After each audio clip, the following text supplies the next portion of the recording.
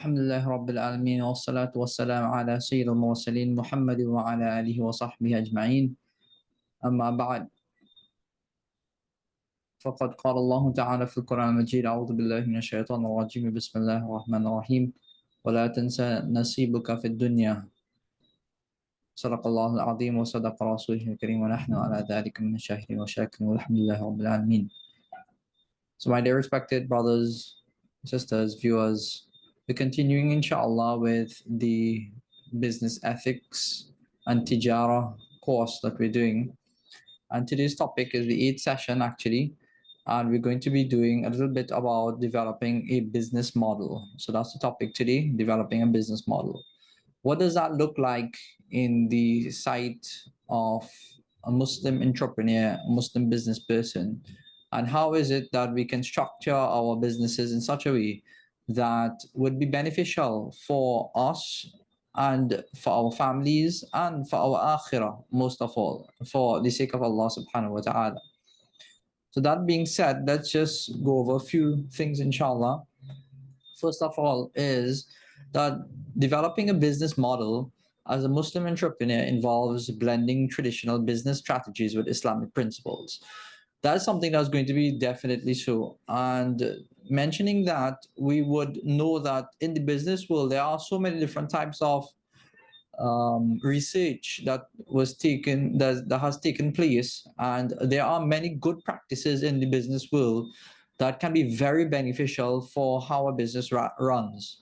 Personal growth, personal development, things like simple things like time management, some of the things like how to get customer acquisition, to ensure that you are producing good products. And there's so many different developments have taken place in business, and so many different types of research that helps a business person to become very effective.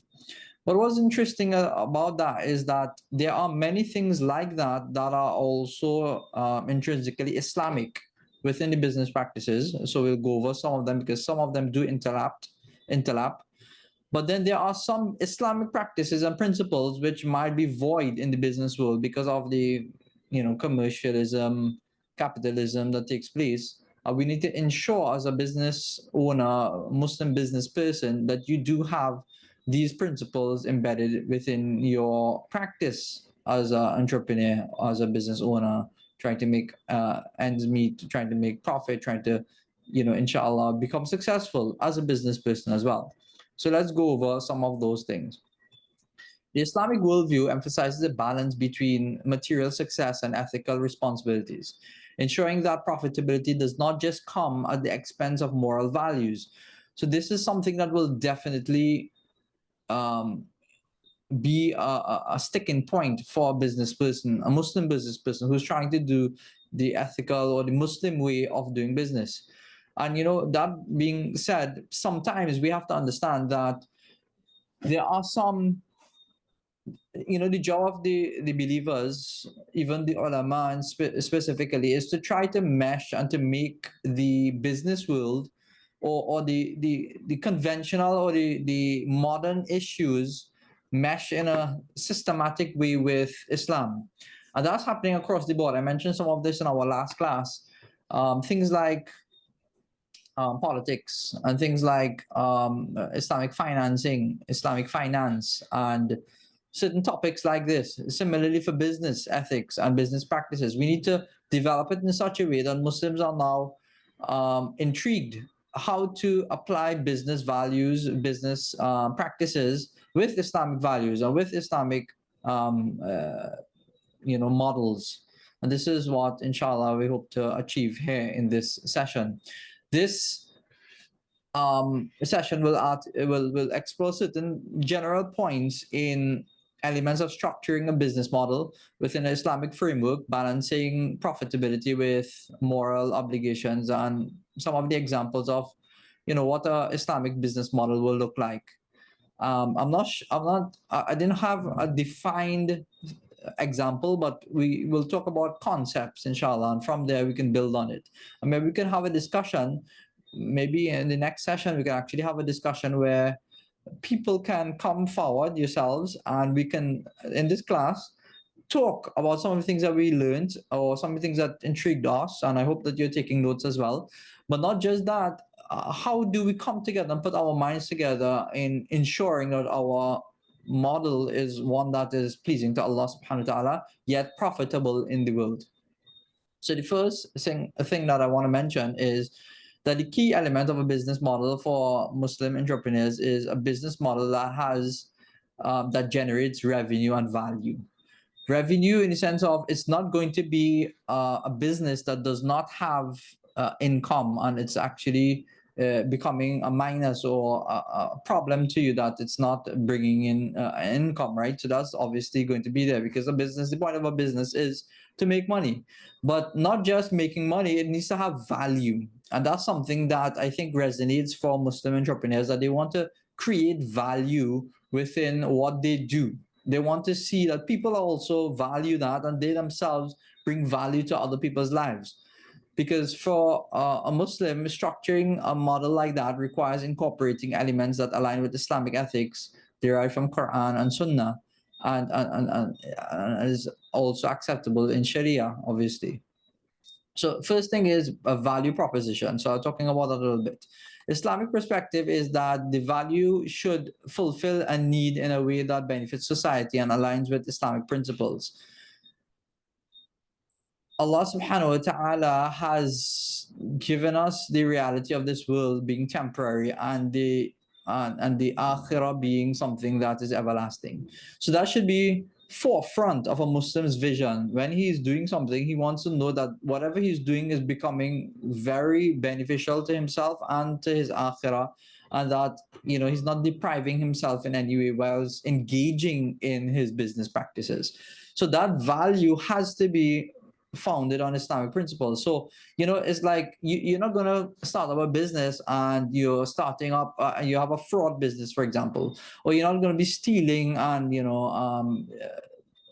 taking away from persons and stealing, whether you're white collar or not, right? Crimes, you're not going to be harming society. So these are some of the things that we want to kind of mention. So the value have to benefit in some way of society. It shouldn't be something that is harmful to society. And I think that's a big sticky point for many entrepreneurs or people who want to go into business, because sometimes your value system negates, or it contradicts the business that you're doing, and that's something. It should be a moral hurdle that you're having in doing your business. I'll tell you personally, I've had because doing little business and so on, I've had a major issue, a hurdle to be able to sell something that I'm not comfortable with. So if there's something that is not healthy for someone, or that I don't find is 100% product friendly, like I don't like it myself, then I have a hard time selling it to someone else. A really, really hard time. Though the value or what someone else will see as beneficial, I mightn't see it. They might see, like, for example, I give you a typical example. Like, you have an item that is a bit cheaper in its value. It's not as you would say, it's not as well made. It's not a high-end product in the sense of its makeup, and it's the research has gone into it, and the makeup of the actual item. So you have these cheap, for example, cheap charging blocks, for example. It dies within a month or 2 months. They're naturally made like that. It's a cheaper version. And then you have the really expensive or the really good made one values, and those are like more expensive. It's $100+ TT for something like that. And the difference is that one has better quality, so it will last longer, but it's still something that we'll have to replace, and the one is the cheaper one.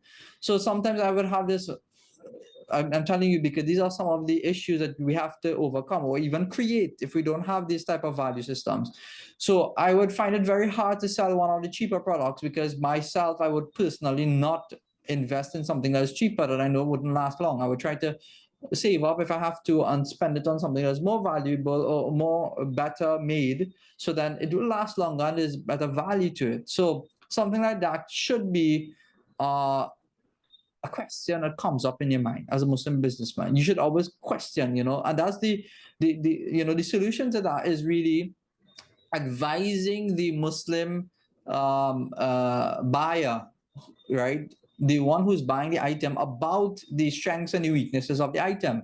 And that would help in your sales. For example, that would bridge the value system that you're finding a difficulty for. The point I'm making is that should be one of the hurdles that you have as a Muslim entrepreneur, because that should be a concern, and that's something that you should be considering how to overcome as a Muslim entrepreneur. So this value system is something that is very important.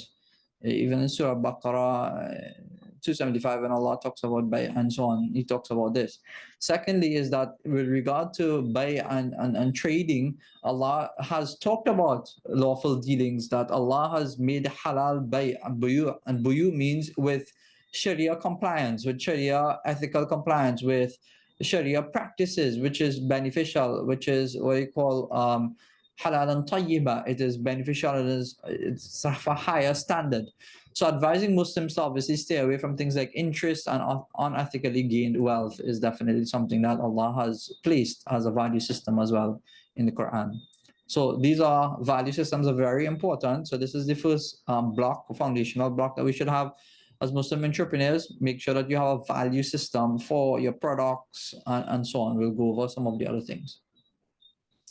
Entrepreneurs should design a value proposition that fulfills real halal permissible needs without exploiting individuals or communities. So you should ensure that the item is good. It's not something exploitative. It's not something that is demanding. It's not something. So, for example, there are some aspects of Sharia that bans us or has made it permissible when you're hoarding when there's a need, or that you're overcharging when there is a shortage of something, and causing ridiculous prices, you would say, for an item that is not worth so much. So you're taking advantage of the situation that you have. So Islamic finance and Islamic value system will include consideration of the customer, of the type of item that you're having, eliminating anything that is exploitative, anything that would be of a negative impact to society as well. So this is where the whole value system comes about. So that's the first thing. Second thing is that customer segmentation. Customer segmentation or customer value, or considering the values of a customer, is something that is very important. From an Islamic perspective, Muslims are encouraged to serve communities, to serve their buyers with some type of inclusiveness and equitability, avoiding any type of discrimination, ensuring that you're fulfilling their needs and you're considering their feelings as well. Feelings in the sense of that is not overly sensitive to any type of bias or any type of extremism, but considering that, I am trying to do my best for my customers. There are good consideration towards the business ethics that we're having, ensuring that they are happy with the service that I'm providing. I'm providing it to the best of my ability as well. I'm trying to do as best as I can here. So the customer shouldn't feel that you are biased towards them, that sometimes you're trying to cause harm, and type of group that you feel that they feel that you don't give that type of benefit towards. I've had business people who told me after trying to buy something that we don't sell, we don't. I mean, this is their business model. There's no problem with that. But what I'm saying, from a Muslim perspective, this is a bit questionable. To who do you consider important or not? Because this person said to me that they only sell corporate customers. They don't sell small customers, basically, right? And this is something that is not difficult for any business person to take out some items to sell someone who might be an individual that they would have some type of merit or need for. And this person was asked to buy, and I was asking this person to buy computers on behalf of a school, for the school, for it's a good purpose, it's a good cause, and it's not difficult at all for any corporate entity to be able to take out some items or sell items on a smaller thing. It's not, because if you're a business owner, you have full leverage. You can do as you want. You can take out what you want. You can choose. It's very, very hard for a business person to say, hey, I cannot sell so and so person. It's the reason that happens is because there's bias, or there's, as you would say, sometimes looking down at certain types of customers and say, you know what, they're not in my category of thing. I'm a different type of category of personnel that or customer base that I attract, and I don't need to look at smaller groups. So right away, you've put yourself in a pedestal basically, and you're saying that, you know what, I'm of a higher caliber and I don't deal with small customers like that. So I mean, Allahu Alam, this person could be very genuine, and it's my misconception that current situation. But the point I'm making is that you should have consideration for everyone, that everyone's equal as a customer, and you shouldn't have like good customers because this person is rich, and you don't care about the small customers because they are not as wealthy as things. So there should be some type of, and this is general practices. That's the beauty of it. This is actual practices that you should have as a believer for everyone. You shouldn't look down on people, as Allah subhanahu wa ta'ala says, "Unzur ila man asfala minkum wala tanzur ila man fawqakum." In matters of deen, you look at who's above you, but in matters of dunya, you don't look at those who are above you, you look at those who are below you. So you do not have this desire of wealth, because that is created. So you do have to have this ethical practice as a believer, that certain types of environments, you have to be conscious of, environmentally conscious of your customers as well, appealing to both also types of grades, as you would say, from affluent to non-affluent. And not just that, as a Muslim business person, there's no consideration in deen that says that you can only sell or you should only trade with Muslim business persons. It's across the board. So you should be appealing to both Muslim and non-Muslim audiences, because that's how Islam actually spread. And I'm actually doing an article right now for that Islam was spread through a lot of trade because of the practices, the character, the trustworthiness of Muslim businessmen and business traders. This is how we traded. We traded with everyone. It doesn't matter. Yes, there's a Muslim circular economy that you should consider, meaning you should consider giving more business or better options to those who are closer to you, which might be your Muslim brothers and sisters and so on. But it doesn't mean that you bar people of different faith and say that, you know what, I don't trade with them and so on. So that in that part of trading is open, and there should be ethical value for everyone, for across the board. It doesn't matter who that person is. So these are some considerations as well to have. Also, that the revenue stream. Right, we have everyone's here. Any questions? Anything I see? Okay, there's provisions are already written for us. Alhamdulillah, we do not conduct ourselves according to Islam and general ethics. We take away from any barakah, no matter how many. Yeah, so I'll come to that as well, inshallah. The third thing, so that second thing was the first one was the value system, right? So you consider that the value system. The second thing is the customer acquisition, or the customer care, right? That's part of Islamic practice as well. The third major pillar that we should consider is the revenue streams, right? Revenue streams is something that is very important. At every given point in time, a business person has to question himself about how halal is his income. And this is something that is very, very important. As the Prophet ﷺ mentioned in one hadith that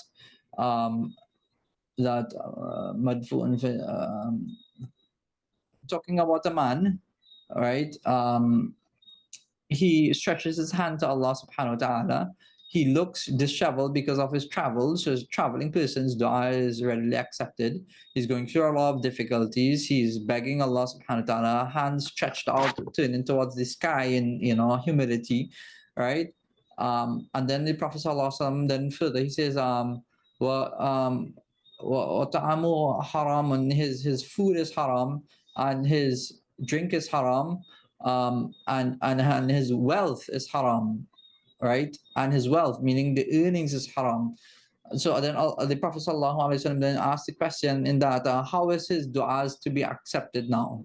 So that's something that's very, very concerning for a Muslim. Just like we are concerned about the halal food that we eat, the money that we buy our food is also have to be pure and halal as well.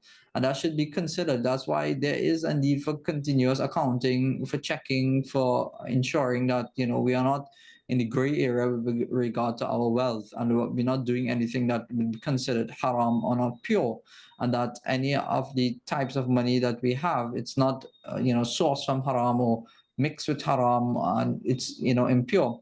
Talking about that, one of the revenue streams that you considerations that you should have is that if you sell someone a product in what you would call in fraud, or not, in deception, in any type of hiding the situation of the item that you're selling, and sell that person, that obviously have be tainted with haram as well, because you're not being pure with your transaction, and those things actually sometimes invalidate sometimes certain trades, right? And that's something I should ensure that we're touching on in the last parts, because some of the contractual arrangements that are being made, if it's haram and it's not right, it is full of gharar, or some type of gambling, or some type of transactions that involve any type of interest, then it may sometimes negate the entire transaction itself. And although you have the money, because you didn't follow the Islamic perspective in how a contract should be done, and there's like things like excessive uncertainty and so on, then, and there's no transparency, then that becomes then maybe totally haram or partially haram and so on.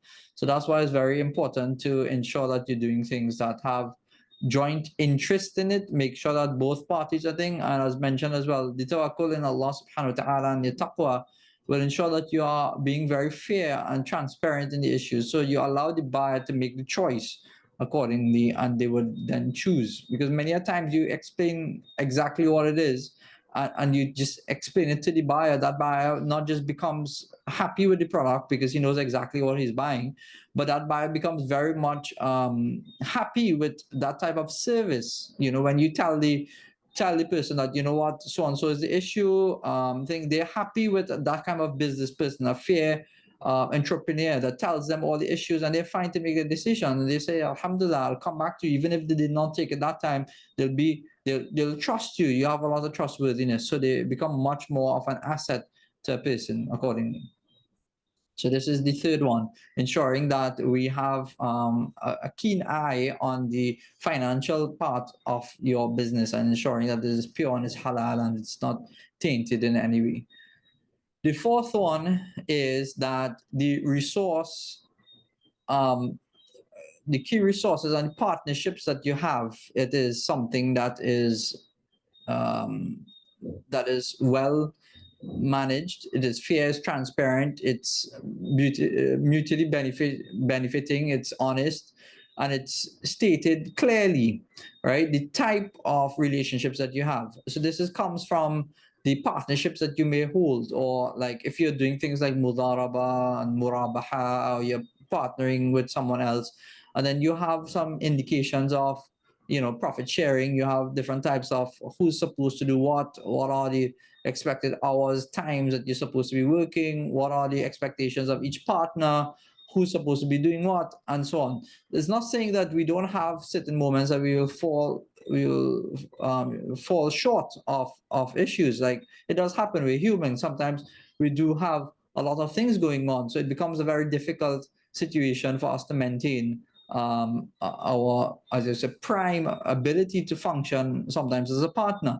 But you be very honest and clear about it, and you discuss it, and when there's issues, you do bring it up. So that's another major foundational aspect of a Muslim business model, as the Prophet Muhammad sallallahu alaihi wasallam mentions that التاجر الصدوق الأمين مع الأنبياء أو مع Siddiqeen or Shuhada, that the honest businessman, so the honest, truthful merchant, is that person who has that truthfulness to his own situation, his own contracts, his own shortcomings as well in that manner. So these are some of the fourth issue that we have to do, and we have to be very mindful of. Now, this fifth one is the costing and the structure as a Muslim entrepreneur. And this is something I just addressed already anyway, but I decided to put it as a point, right? This is something that is important. And this is a question I've been asked quite a few times. Like, what are the ideal profit margins that a Muslim entrepreneur should hold? The reality is there's no stipulated amount. There's nothing that says that you can't make 100% or even 200% or 300% markup on the item. The reality is that you have to look at the market value of something, and then you have to look at two things. One is that, is there a shortage in the market that stops a person or makes it hard for a person to acquire? An example of that in our modern times is the EpiPen. The EpiPen is something that is necessary for many people who have allergies and who get allergic reactions, right? And the EpiPen, the last time they raised the cost of it, it was like 600% more than it was previously, which was in a profit as well. And they raised it to like 600 to 700%, probably more now. I don't know how, that was a few years ago. And the thing about it is that's a need for people. Like, for example, they have them in ambulances, they have them in medical kits and so on. They have them for people, especially crowded places where people need, for example, they're having allergic reaction and they're having like seizures and so on, or something is wrong with them and they're having major issues. The EpiPen, you stick it in the leg. I don't know if you should know about it.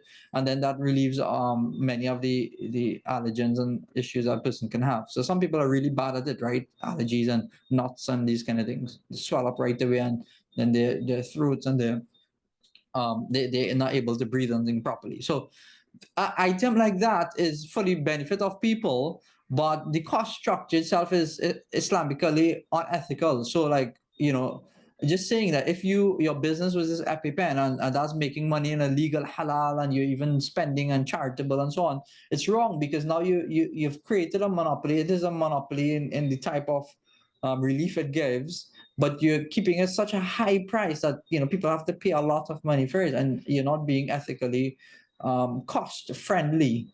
So that's becoming an issue. So it have things that, as Prophet ﷺ has mentioned, that when there's a shortage of items and then you're selling the items at a very high cost, then that itself is very unethical as a Muslim business owner.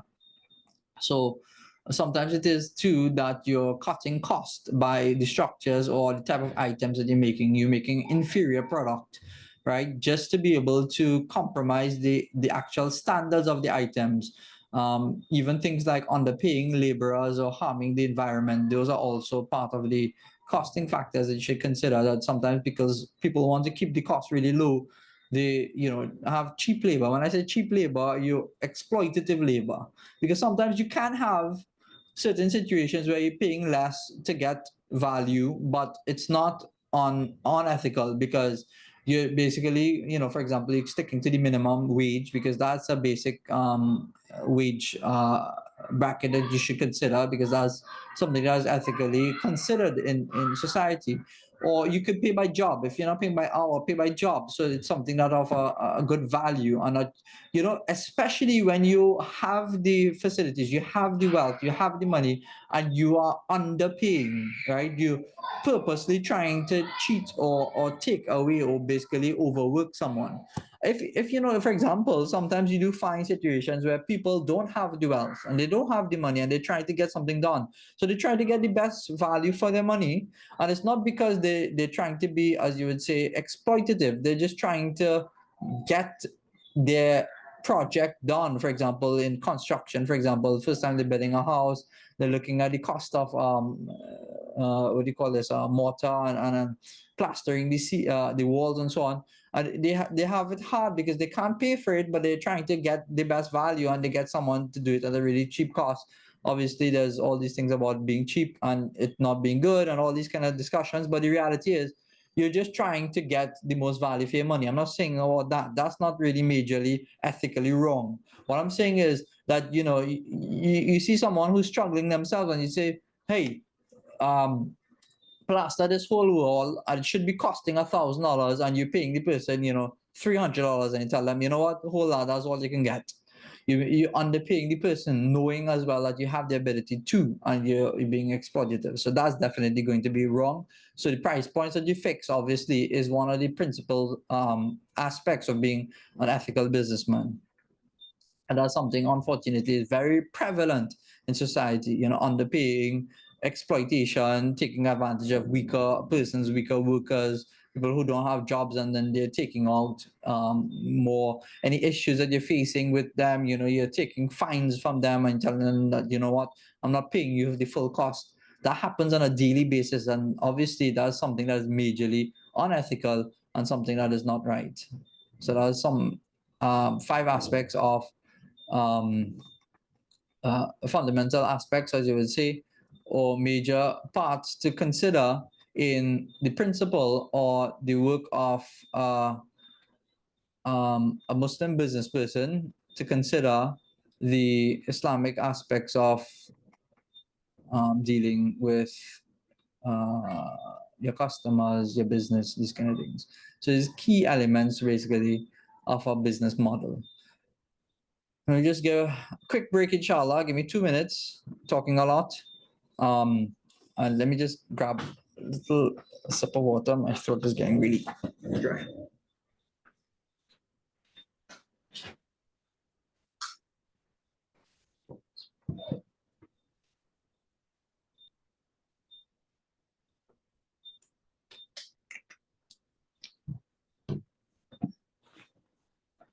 All right, any questions as well? You feel free to put it up.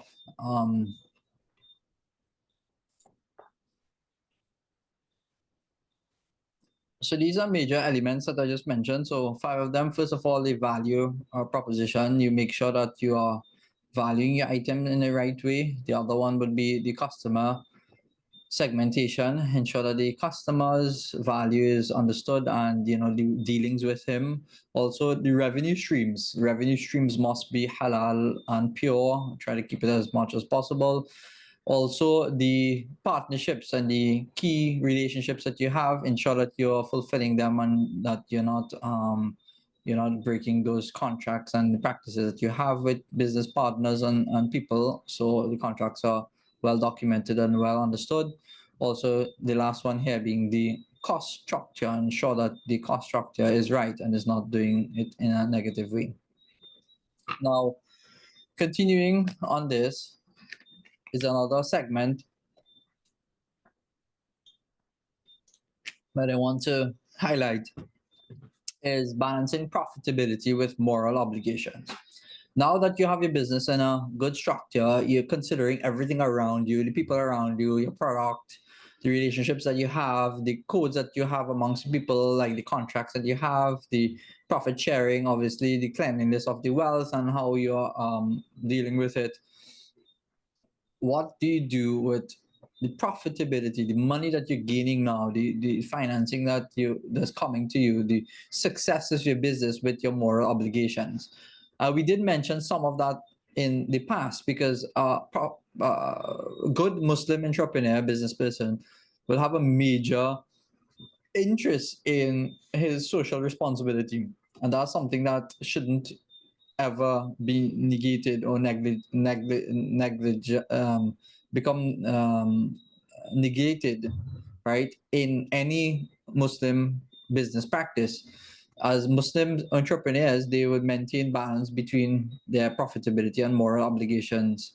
And that would be also in things like zakah, in charity, in helping people, their family members, spending itself, because sometimes as you say, stinginess and what do you call this? Becoming a person who is bakhil.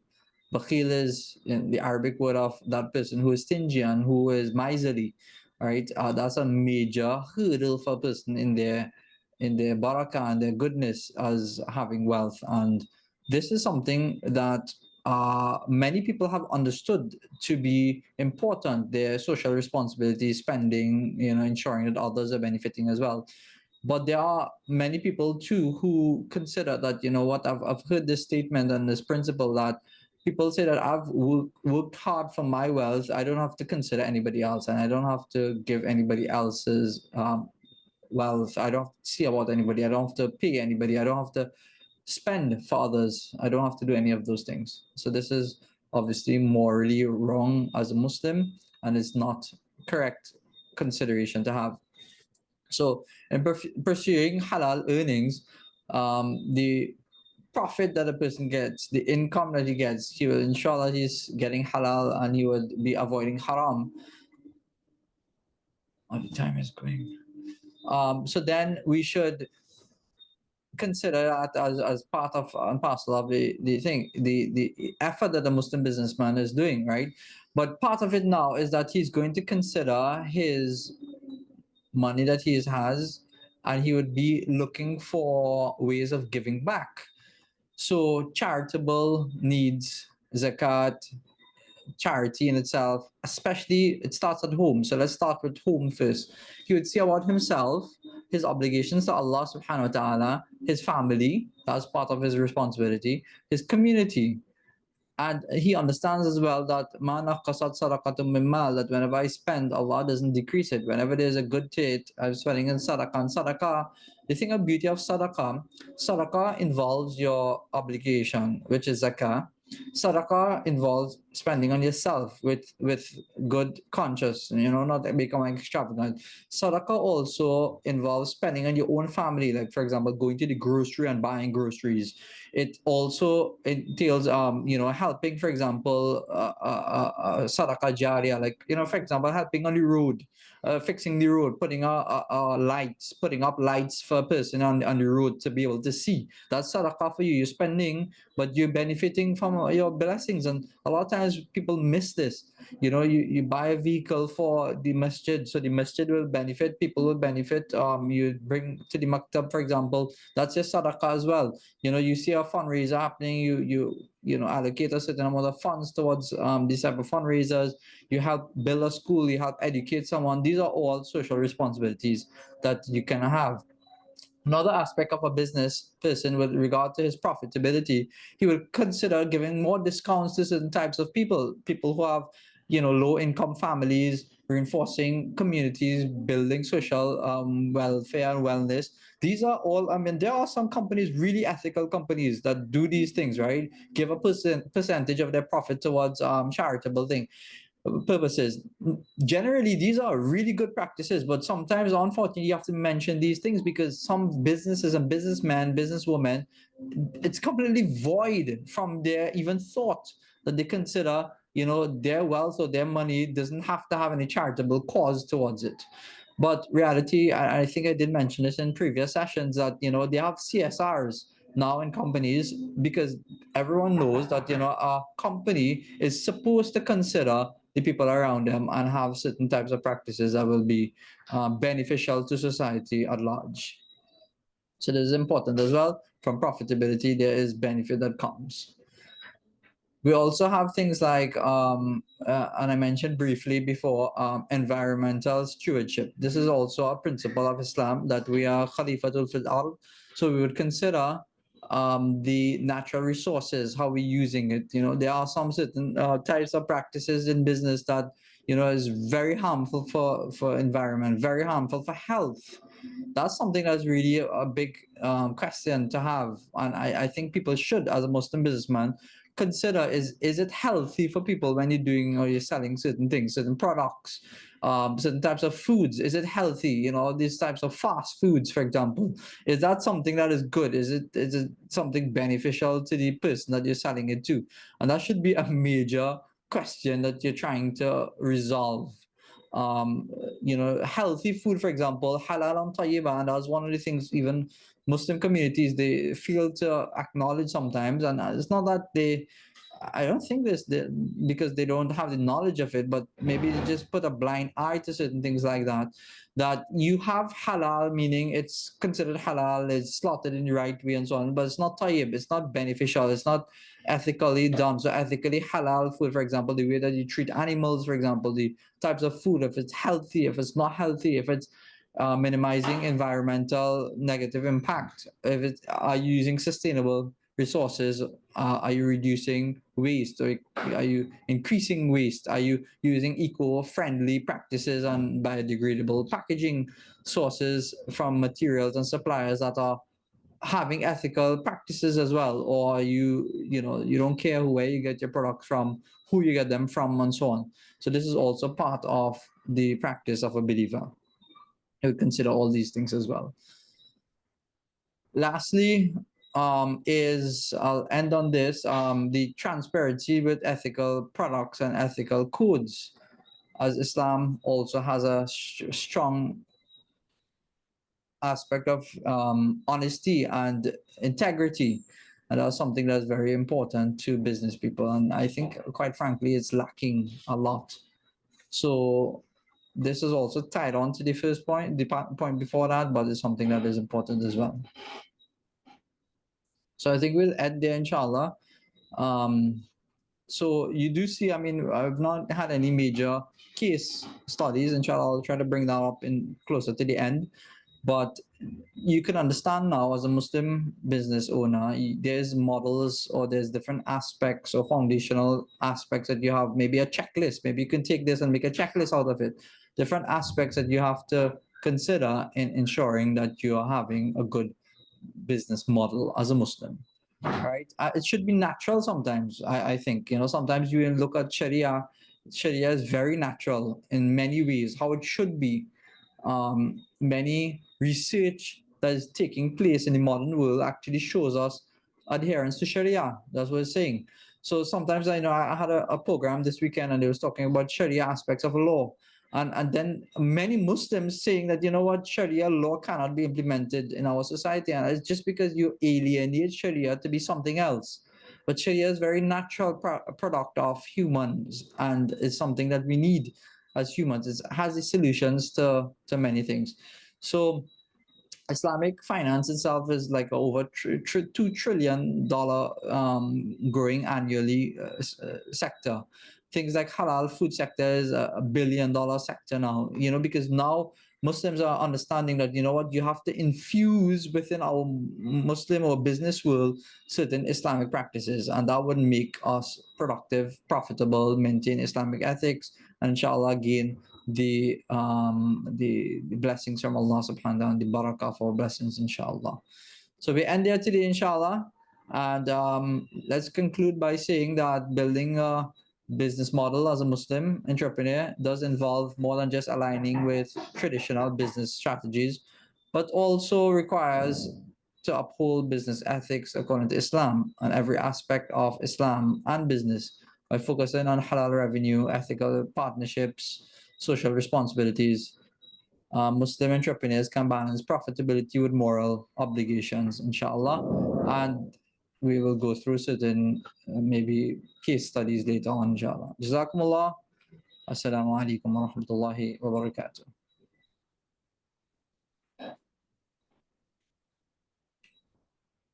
All right. The thing about the recordings is that it takes a little time to cut it up, but most of it is there, and we'll put it up soon. I'll be putting up 5 of them soon, inshallah. Assalamu alaikum.